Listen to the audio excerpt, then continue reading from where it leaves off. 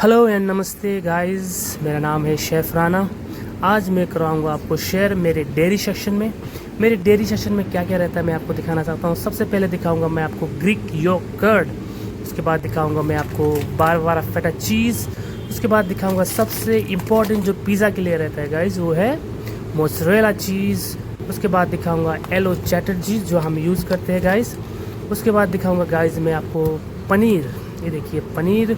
उसके बाद cream cheese, Amul butter और मस्कोपम चीज़, नाचोस जो हम फ्राइज़ के लिए यूज़ करते हैं। सबसे इम्पोर्टेंट गाइस, सबसे one of my favourite parmesan cheese जो मुझे बहुत ही ज़्यादा पसंद है। उसके बाद दिखाऊंगा मैं चीज़ स्लाइस जो हमें बर्गर के लिए यूज़ करते हैं गाइस, बर्गर के लिए।